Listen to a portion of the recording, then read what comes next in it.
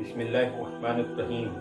आज मैं जिस कुरान की आयत के बारे में बात करने वाला हूँ वो है तो सबसे छोटी सूरतों में से, मगर इसका वजन और इसकी अहमियत बहुत ज़्यादा है। हम इंसानों की ज़िंदगी में ये समझ लीजिए कि अल्लाह ने हम इंसानों को एक तोहफा दिया हुआ है।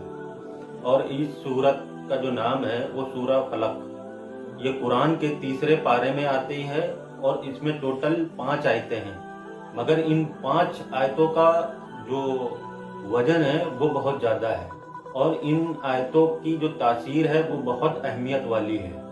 तो चलिए आइए जानते हैं ये कौन सी सूरतों में है। सूरह अल फलक।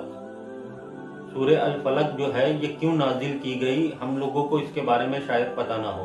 तो चलिए जानते हैं कि ये अल्लाह ताला ने सूरत क्यों नाजिल की।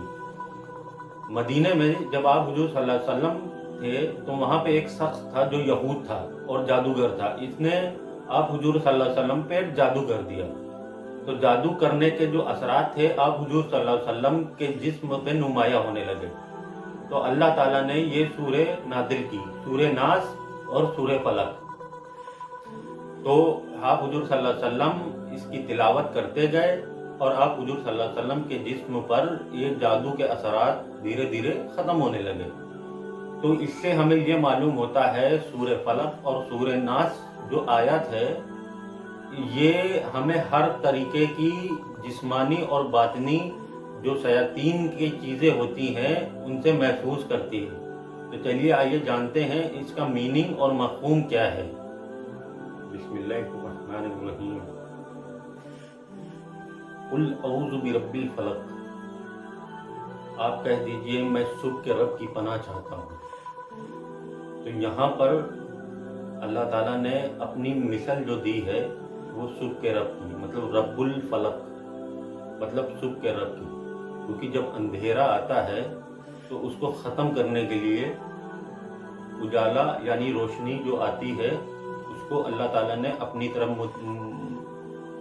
तरफ मुंतहिल किया कि जब रात का अंधेरा छा जाए और सुबह की जो किरण निकलती है उसको अल्लाह ताला ने रब्बुल फलक कहा। मतलब कुल औज़ु बिरब्बिल फलक, आप कह दीजिए मैं सुबह के रब की पनाह चाहता हूँ। दूसरी आयत में अल्लाह ताला कहता है मिन शर्रि मा खलक, और उस हर चीज़ की बुराई से जो उसने पैदा की है, उनमें जिन्नात हों या हैवानात हों या इंसान हो। क्योंकि सारे इंसान भी अच्छे नहीं हैं, सारे जिन्नात भी अच्छे नहीं हैं और सारे हैवानात भी अच्छे नहीं। कुछ ऐसे हैवानात हैं जो इंसान के लिए नुकसानात देते हैं। तो इसीलिए अल्लाह ताला ने हुक्म दिया कि जो भी मखलूक अल्लाह ताला ने पैदा की है उनसे अल्लाह की पनाह मांगो, उनके शर से। तीसरी आयत में अल्लाह ताला फरमाता है व मिन शर्रि गासिकिन इज़ा वक़ब, और रात के अंधेरे की, जब उसका अंधेरा फैल जाता है, और अंधेरा जब उसका फैल जाए तो अल्लाह की पनाह चाहो। क्योंकि जब रात का अंधेरा फैल जाता है तो इंसान की ये फितरत है, उसको अंधेरे में डर और घबराहट महसूस होने लगती है। और जब अंधेरा होता है तो ये शयातीन और बुरी जो ताकतें होती हैं इनको एक मौका मिल जाता है इंसान पे हमलावर होने का। तो इसीलिए अल्लाह ताला ने फरमाया मिन शर्रि मा खलक और मिन शर्रि गासिकिन इज़ा वक़ब, कि रात के अंधेरे से और जो भी उन चीज़ों में शयातीन है उससे अल्लाह की पनाह मांगो। व मिन शर्रि नफ़्फ़ासाति फ़िल उक़द, और उन औरतों और मर्दों के जो गिराहों पे फूंक डालते हैं और फूंक डालकर लोगों पे जादू करते हैं, उनसे उनकी पनाह चाहो। व मिन शर्रि हासिदिन इज़ा हसद, और हसद करने वाले की।